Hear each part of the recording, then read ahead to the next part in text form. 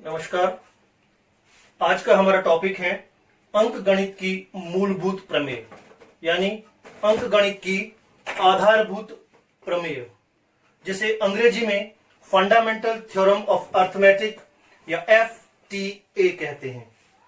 तो अंकगणित की आधारभूत प्रमेय मतलब ये एक ऐसी बेसिक प्रमेय है जिसके ऊपर अंकगणित की बहुत सारी अवधारणाएं निर्भर करेंगी। आगे आने वाली चीजें अगर हमको सीखनी है तो इस मूलभूत प्रमेय को हमें सीखना आवश्यक है, और इस मूलभूत प्रमेय को सीखने के लिए हमें संख्याओं की कुछ मूलभूत गुणधर्म भी आने चाहिए। तो सबसे पहले मैं कुछ संख्याएं आपके सामने लिख रहा हूं, जैसे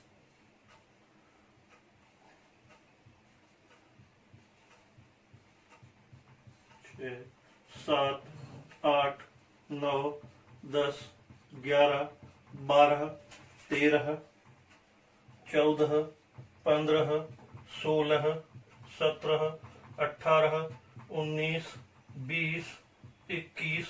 इसी तरह से ये आगे खत्म नहीं हुई है, आगे चलती जा रही है। इन संख्याओं को कई तरीकों से बांटा जा सकता है, अलग अलग किया जा सकता है। उनमें से एक है अभाज्य संख्याएं। अभाज्य संख्याएं, अभाज्य संख्याएं। तो इनमें से अभाज्य संख्याएं कौन सी हैं? अभाज्य संख्याएं पहले तो होती कौन सी हैं, तो मैं आपको बता दूं। अभाज्य संख्याएं उन संख्याओं को कहते हैं जिनमें स्वयं का और एक का पूरा पूरा भाग जाता है। एक बार फिर, अभाज्य संख्याएं उन्हें कहते हैं जिनमें केवल दो संख्याओं का ही भाग पूरा पूरा जाता है, एक तो वो खुद और एक एक का। तो इसलिए ऐसी अभाज्य संख्याओं के ऊपर मैं आपके सामने घेरा कर रहा हूं। ध्यान से देखिए, ये अभाज्य संख्या दो में केवल दो का और एक का भाग जाता है, इसके अलावा अन्य किसी का भाग नहीं जाता। इसी तरह से 3 अभाज्य संख्या है। 4 अभाज्य संख्या नहीं है। क्यों नहीं है? क्योंकि 4 में 4 का भाग जाता है, 1 का भाग जाता है और साथ में 2 का भाग भी पूरा पूरा चला जाता है, इसलिए ये अभाज्य संख्या नहीं है। इसी तरह से 5 अभाज्य संख्या है, 7 अभाज्य संख्या है, 11 अभाज्य संख्या है, 13 अभाज्य संख्या है, 17 अभाज्य संख्या है, 19 अभाज्य संख्या है। इसी तरह से आगे भी और होंगी अभाज्य संख्याएं। तो जिन संख्याओं पर मैंने घेरा लगाया है उन संख्याओं के केवल 2 ही गुणनखंड होते हैं, और दोनों ही गुणनखंड अलग अलग होते हैं। जैसे 11 के 2 ही गुणनखंड होंगे। अगर आप ध्यान से देखें तो 11 के 2 ही गुणनखंड होंगे, एक तो 11 और एक 1। तो जिन संख्याओं के केवल 2 अलग अलग गुणनखंड होते हैं उन्हें अभाज्य संख्याएं कहते हैं। सरल शब्दों में, जिन संख्याओं में खुद का और एक का भाग जाता है, इसके अलावा अन्य किसी संख्या का भाग पूरा पूरा नहीं जाता, उन्हें अभाज्य संख्याएं कहते हैं। तो इन अभाज्य संख्याओं के अलावा कुछ संख्याएं बच गई, इनको क्या कहते हैं वो भी देख लीजिए। इसके अलावा एक और नाम है जिससे हम परिचित हैं, संयुक्त संख्याएं। संयुक्त संख्याएं, कुछ लोग इसे भाज्य संख्या भी कहते हैं। तो संयुक्त संख्याएं कौन सी हैं? अब परिभाषा क्लियर हो जाएगी। ऐसी संख्याएं जिनमें स्वयं का भाग तो पूरा पूरा जाएगा, एक का भाग भी पूरा पूरा जाएगा, इसके अलावा किसी और संख्या का भाग भी पूरा पूरा जाए, उन्हें हम संयुक्त संख्याएं कहते हैं। तो एक बार फिर, संयुक्त संख्याएं किन्हें कहते हैं? बेहतर परिभाषा, ऐसी संख्याएं जिनके स्वयं और एक, इसके अलावा एक और गुणनखंड हो। खुद तो उसका गुणनखंड होगा ही, एक सबका गुणनखंड होता है, और उसके अलावा कम से कम एक गुणनखंड और हो, उन्हें हम संयुक्त संख्याएं कहते हैं। तो हमने देखा अभाज्य और संयुक्त संख्याएं। संयुक्त संख्याओं के नीचे मैं अंडरलाइन कर रहा हूं, ये 4 संयुक्त संख्या, 6 संयुक्त संख्या, 8, 9, 10, 12, 14, 15, 16, 18, 20, 21, आगे भी बहुत सारी संयुक्त संख्या। तो जो भी संयुक्त संख्याएं हैं उसके नीचे मैंने अंडरलाइन कर दी, और जो अभाज्य संख्याएं थी उनके नीचे मैंने उसको घेरे में डाल दिया लाल कलर की। अब अगर आप ध्यान से देखें तो इसमें एक संख्या ऐसी बच गई जिसपे न तो घेरा हुआ है और न ही अंडरलाइन हुई है। वो संख्या है, जी हाँ, वो संख्या है 1। तो 1 जो है वो न तो अभाज्य संख्या है और न ही संयुक्त संख्या है। 1 न अभाज्य है न संयुक्त है। तो एक बार फिर बोल रहा हूं, गलती होती है अक्सर। तो 1 न अभाज्य संख्या है और न ही संयुक्त संख्या है। 1 अभाज्य की श्रेणी में भी नहीं आती और संयुक्त संख्याओं की भी श्रेणी में नहीं आती। तो 2 से अभाज्य और संयुक्त की कहानी शुरू होती है। तो अब ये बात आपको समझ में आ गई। तो अब हम चलते हैं अपनी अंक गणित की मूलभूत प्रमेय पर। अंक गणित की मूलभूत प्रमेय क्या है, ध्यान से देखिएगा। जब ये बात आपको समझ में आ गई तो अंक गणित की मूलभूत प्रमेय क्या कह रही है। संसार की किसी भी संयुक्त संख्या को, संसार की किसी भी संयुक्त संख्या को अभाज्य संख्याओं के, एक बार फिर देखिए, संसार की किसी भी संयुक्त संख्या को अभाज्य संख्याओं के गुणा के रूप में लिखा जा सकता है। कोई भी संयुक्त संख्या ले लीजिए, किसी भी संयुक्त संख्या को अभाज्य संख्याओं के गुणा के रूप में लिखा जा सकता है। और ठीक है, अब कैसे, इसको भी हम देखते हैं। जैसे हमारे पास में है ये 6 है। 6 को हम बड़ी आसानी से अभाज्य संख्याओं के गुणा के रूप में लिख सकते हैं। ये किसका गुणा आएगा सबको मालूम है, 2 × 3, 2 और 3 के गुणा के रूप में, दोनों ही अभाज्य संख्याएं हैं। तो संयुक्त संख्या को हमने अभाज्य संख्याओं के गुणा के रूप में लिख दिया। इसी तरह से ये देखिए, ये है 8। 8 को भी हम किसी न किसी अभाज्य संख्याओं के गुणा के रूप में लिख सकते हैं, जैसे 2 × 2 × 2। और अच्छे लोग इतनी बार 2 लिखने की बजाय ऐसे लिखते हैं, 2 की घात 3। इसका भी वही मतलब है कि 2 × 2 × 2 बोलो या 2 की घात 3 बोलो। इसी तरह से अगर हम आगे देखें तो ये 12 है। 12 को भी हम लिख सकते हैं अगर चाहें तो 2 की घात 2, 2 × 2 हो गया, × 3। इसी तरह 14 को हम लिख सकते हैं 14 = 2 × 7।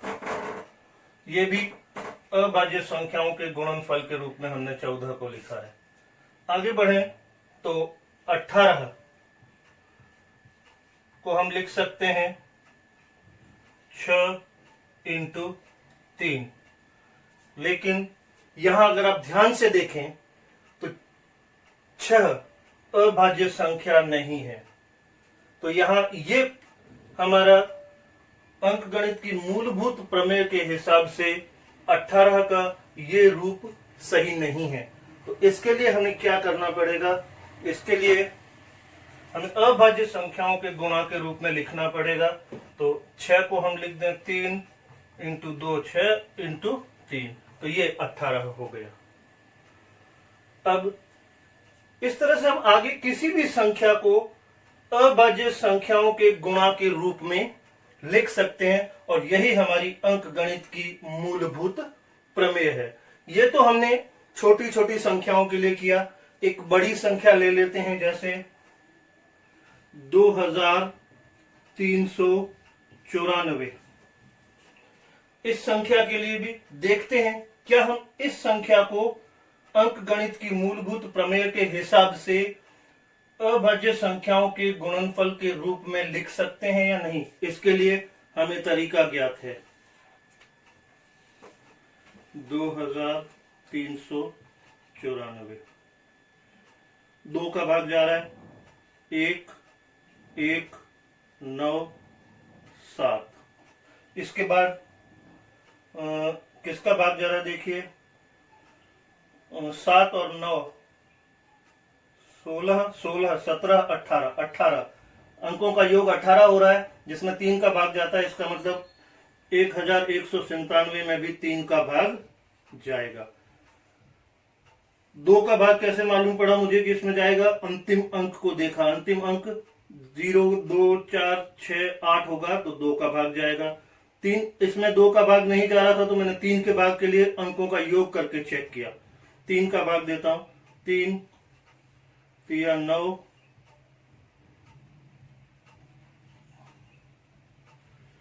3 9 27 ये आ गया 399। अब अगर ध्यान से देखूं तो फिर से 3 का भाग जा रहा है 3 1 3 3। अब 3 का भाग नहीं जा रहा, उसके बाद 5 का भाग भी नहीं जा रहा है। 7 का देखते हैं 7 का भाग इसमें जा रहा है 7 एकम 7 6 बज गया 6 63 7 9 63। इसके बाद 19 स्वयं अपने आप में एक अभाज्य संख्या 19 इंटू 19 एकम 19।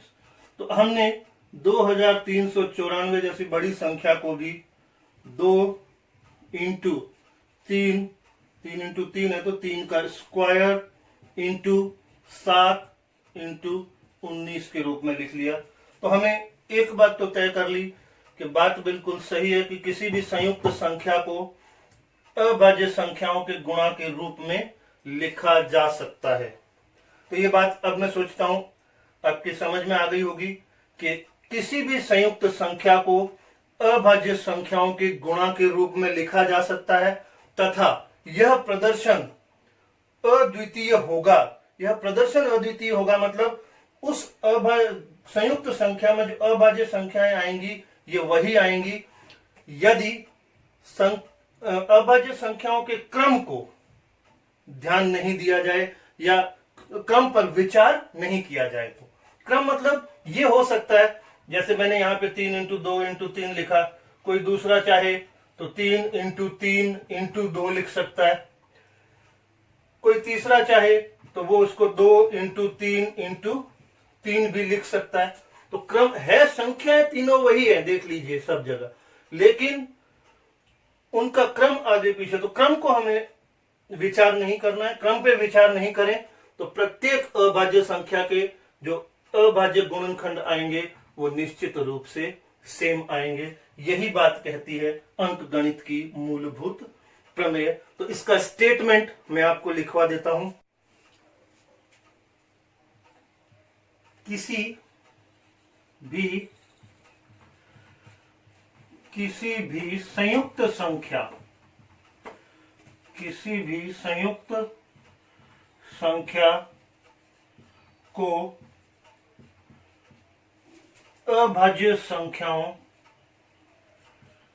अभाज्य संख्याओं किसी भी संयुक्त संख्या को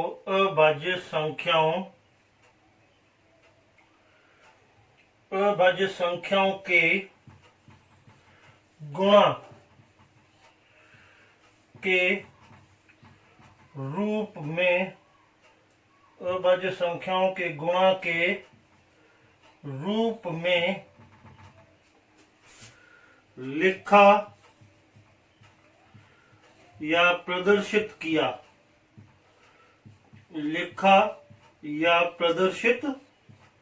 किया जा सकता है।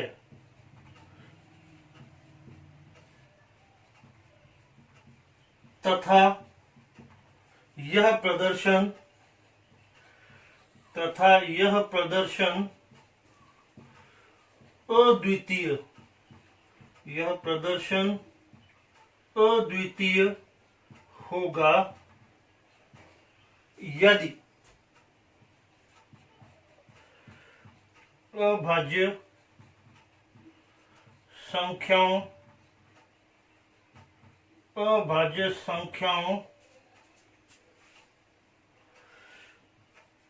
को लिखने के क्रम अभाज्य संख्याओं को लिखने के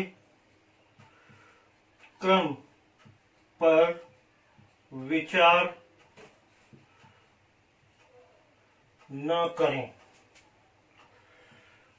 ये पूरा स्टेटमेंट है आपका अंकगणित की मूलभूत प्रमेय का। किसी भी संयुक्त संख्या को अभाज्य संख्याओं के गुणा के रूप में लिखा या प्रदर्शित किया जा सकता है तथा यह प्रदर्शन अद्वितीय होगा यदि अभाज्य संख्याओं को लिखने के क्रम पर विचार न करें। देखिए क्रम की जहां तक बात आती है 18 के लिए देखिए क्रम अलग अलग है। ऊपर पहले गुणन है, तीनों ही गुणनखंड से रूप सही है, लेकिन इनमें जो अभाज्य संख्या है उनका क्रम आगे पीछे है। तो सबसे बेहतर क्रम क्या होगा, सबसे बेहतर तरीका क्या है? इन तीनों में सबसे बेहतर तरीका ये है, हमेशा छोटी अभाज्य संख्या को पहले लिखेंगे और उसके बाद उससे बड़ी। और इससे भी बेहतर तरीका मैं आपको बता चुका हूं, 2 बार बार लिखने की बजाय 2 × 3 की घात 2। ये तो हमने देखा कि अंकगणित की मूलभूत प्रमेय के हिसाब से किसी भी संयुक्त संख्या को अभाज्य संख्याओं के गुणा के रूप में लिखा जा सकता है तथा यह प्रदर्शन अद्वितीय होगा, निश्चित रूप से अद्वितीय होगा यदि हम अभाज्य संख्याओं के लिखने के क्रम पर गौर न करें। अगर क्रम आगे पीछे हो सकता है, बाकी संख्याएं वही की वही आएंगी। ये मूल बात थी हमारी अंकगणित की मूलभूत प्रमेय की। आप इसको ध्यान से सुना, इसके लिए आपका धन्यवाद। और घर जाके यदि आप कोई भी अपनी मर्जी से छोटी बड़ी 8-10 संयुक्त संख्याएं लें और उनको अंकगणित की मूलभूत प्रमेय के हिसाब से अभाज्य संख्याओं के गुणा के रूप में लिखने का प्रयास करेंगे तो ये टॉपिक आपके बिल्कुल मजबूत हो जाएगा, तैयार हो जाएगा। धन्यवाद।